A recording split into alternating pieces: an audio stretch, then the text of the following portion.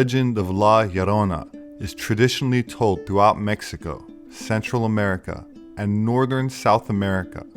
While there are several versions, they all usually start out in a small, tiny village somewhere in Latin America where there lived a beautiful girl, often named Maria, who was so pretty that most of the villagers believed her to be the most beautiful girl in the world.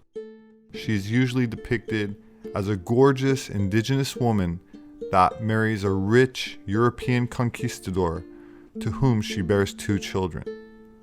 One day, Maria sees her husband with another woman, and in a fit of blind rage, she drowns her children in a river, which she immediately regrets. Unable to save them and consumed by guilt, she drowns herself as well, but is unable to enter the afterlife, forced to be in purgatory and roam this earth until she finds her children. In another version of the story from Guatemala, a woman who had an affair with a lover became pregnant, then drowned her child so her husband would not know. Regardless of the version, recurring themes include a white, wet dress, nocturnal wailing and crying, and an association with water. This legend of the weeping woman about a vengeful ghost who's said to roam the waterfront areas, mourning her children whom she drowned, is told to kids to encourage them to not wander off in the dark, and is depicted in art and theatrical performances coinciding with the Day of the Dead, which takes place around the time of Halloween.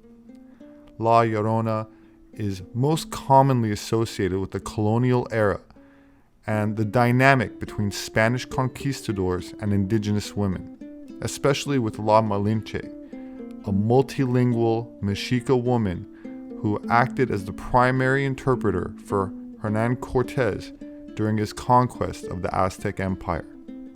However, early colonial texts provide evidence that the lore is pre-Hispanic, connected to specific Aztec mythological creation stories, in particular to Ciacuatl, an Aztec goddess, deity of motherhood, who seeks children to keep for herself, as well as Cotlique, known as Our Lady Mother or Tonantzi. In Book 8 of the Florentine Codex, also known as the General History of the Things of New Spain by Fray Bernardino de Sahagún, compiled in the 1500s from natives of Mexico, we read, quote, "In the days of this same Motacucoma, it happened that the demon Ciacuatl walked about weeping at night in the streets of Mexico. Everyone heard it, saying, 'My children, woe is me that I must soon leave you.'" Although in this passage he calls her a demon, which has a malevolent context from a Christian perspective, it derives from the Latin word for spirit and from the Greek meaning deity, divine power, lesser god, sometimes including souls of the dead. In any event, she is also described as one of the most important goddesses of the Aztecs, associated with small children, with a crib or cradle as one of her distinguishing marks. Her further description goes on to say, quote, "And they also say that she carries a crib with her, as someone would who carried her child in it, and she goes to the market among other women, and disappearing she would leave behind the crib. When other women discovered that the crib had been forgotten there, they would look to see what was inside, and there would be a flint, like iron, of the rough kind which they killed those they sacrificed. By this they understood that it was Ciacuatl who had left it there. In his time it came to pass that the demon that in the form of a woman walked and appeared by day and by night, and was called Ciacuatl, ate a small boy who was in his cradle in the town of Azcapotzalco." Thomas Hanvier, writing in 1910, held this belief, quote, "This legend is not as all of the other legends are of Spanish-Mexican origin. It is wholly Mexican, a direct survival from primitive times.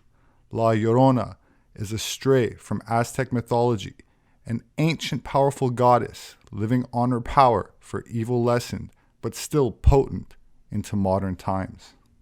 While I agree that the legend predates the Spanish arrival in Mesoamerica, similar stories concerning feminine water goddesses exist in Europe, such as the Slavic Rusalka or water spirit, the French Melusine, which is female from the waist up, and Serpentine from the waist down, and the Germanic Nixie, which was a mythological river maiden.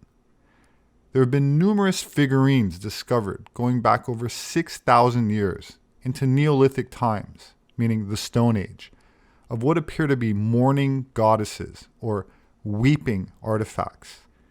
While some anthropologists postulate that they were created to be buried with dead relatives, this only accounts for 10% of the artifacts, and there's evidence of ritual use prior to being deposited in graves.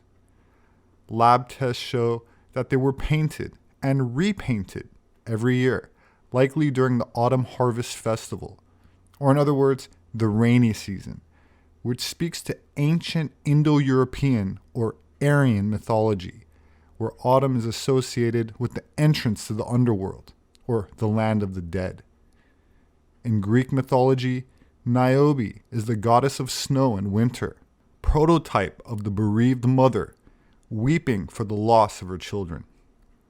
While the number of her children differs according to different accounts, Euripides tells us that she had 14, 7 sons and 7 daughters. Artemis and Apollo, both excellent archers, took their bows and killed the children. Devastated, Niobe stood rigid until she turned to stone, but even then, tears wouldn't stop pouring from her eyes.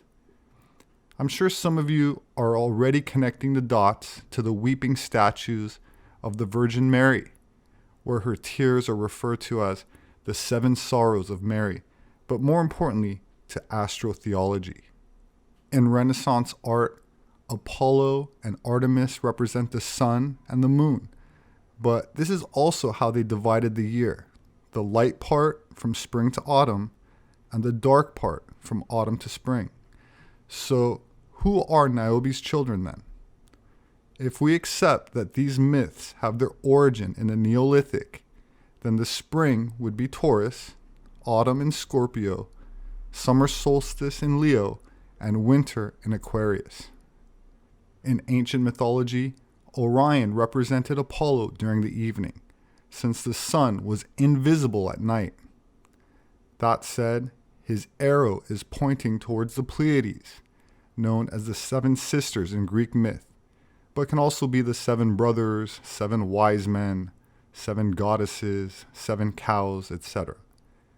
The dark part of the year, during the Neolithic, started with Scorpio, with the constellation Ara positioned right under it with 7 stars in Sagittarius, shaped like a centaur, who is an archer, pointing its bow at it. In other words, these combined would account for Niobe's slain children.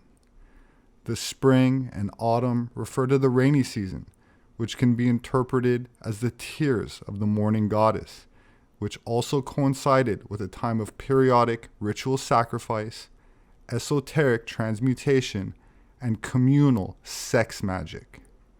This universal astrotheology was disseminated worldwide by an ancient Aryan seafaring civilization, which the Greeks referred to during the Holocene as the Phoenicians, but as I've demonstrated in prior videos, goes back much further into the prehistoric Pleistocene, to a global civilization the same ancient Greeks and Egyptians referred to as Atlantis.